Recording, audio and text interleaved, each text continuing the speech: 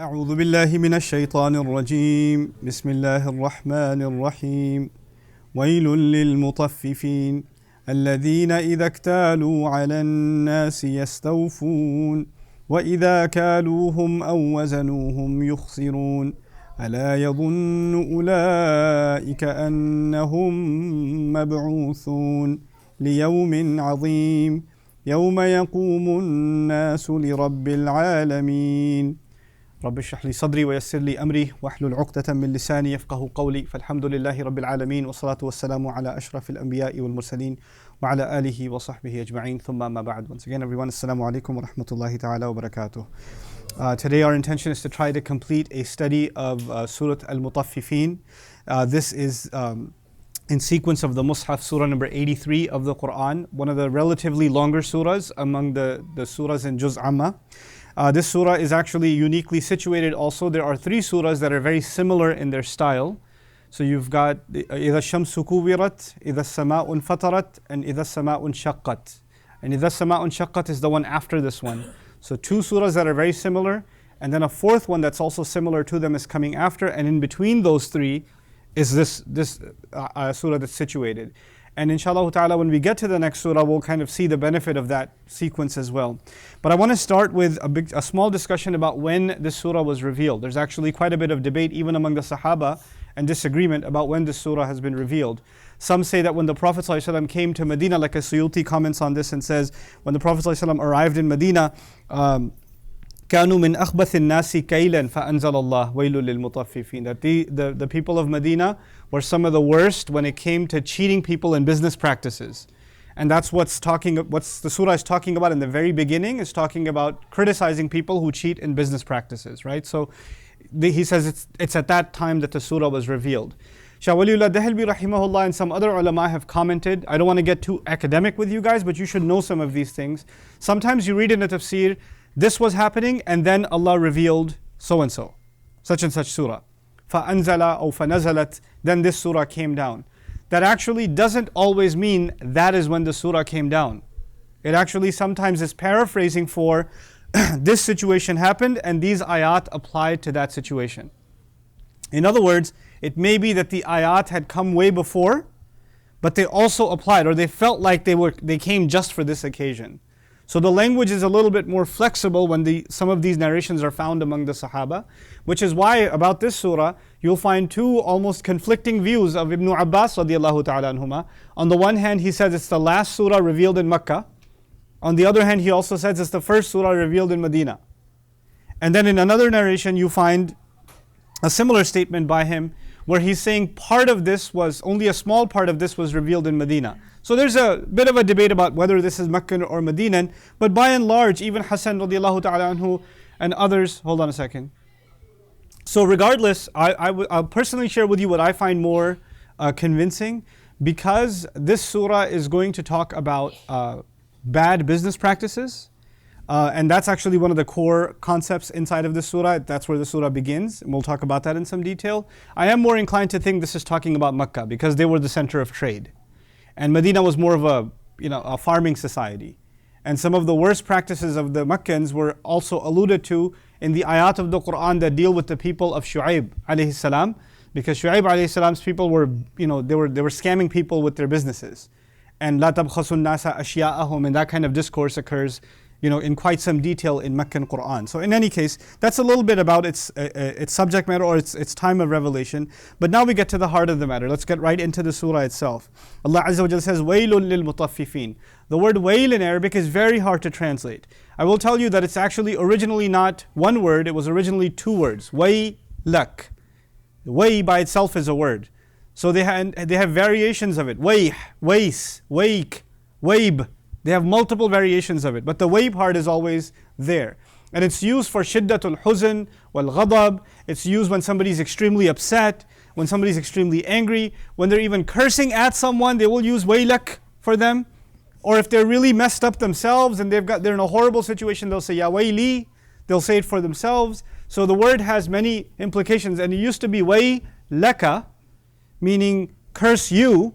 May the worst thing happen to you. And they would also use this for, I wish the kind of thing happens to you. I wish you get hit with sadness that that you couldn't feel any more sadness. It couldn't be any worse for you. It's like the really terrible thing to say to somebody.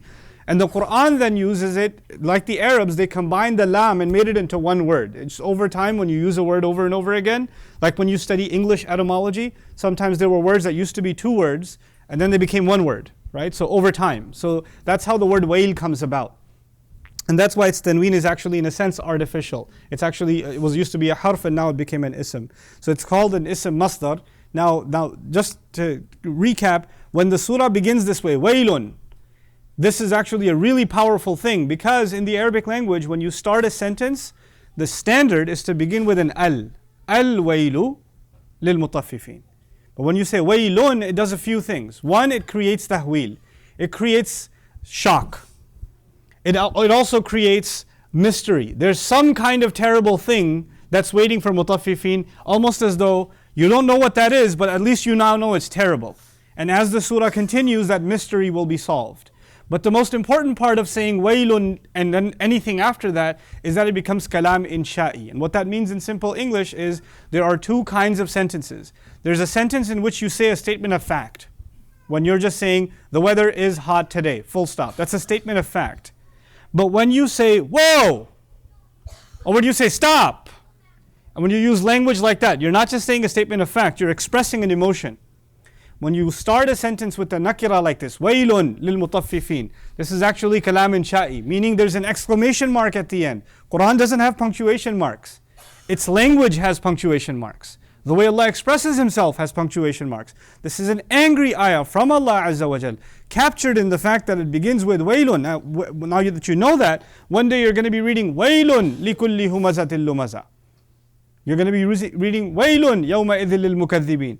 It'll give you a kind of a sense of how Allah is speaking and how a surah can begin with such rage.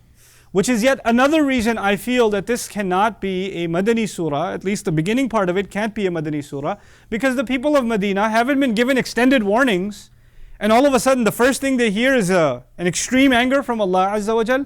No, Allah Azza wa Jal is, the way He gives revelation, His sunnah is bashiran wa nadhira. He gives good news, He invites softly, and then eventually He gives the warning, right? So, but these people, the ones that we're dealing with in Makkah, have been given exhaustive warning. So I would be inclined to think that this kind of a statement is coming way at the end of the Meccan era. Wallahu ta'ala a'lam. In any case, now wailun lil-mukaththibin or lil-mutaffifin, let's deal with the word taffafa. This is a very interesting word of the Arabic language.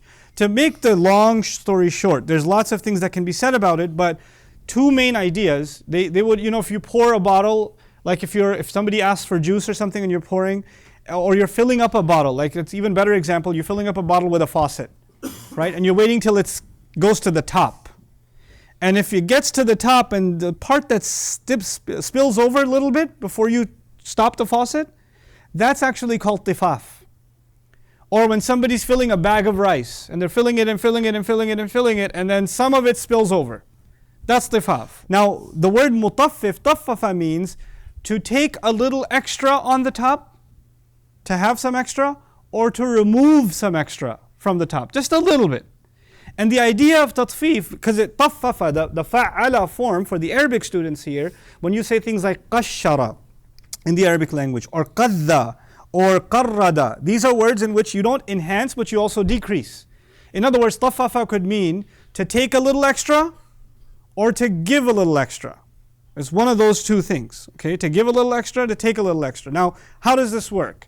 It actually is, if I were to imagine an ancient store or ancient grocer who sells flour, who sells rice, and somebody gives him a bag, fill this rice for me, and he's going to charge by the bag, right? So when the bag fills up, he has this kind of knife looking thing, it's flat, and he scrapes it off the top so he can close it, right?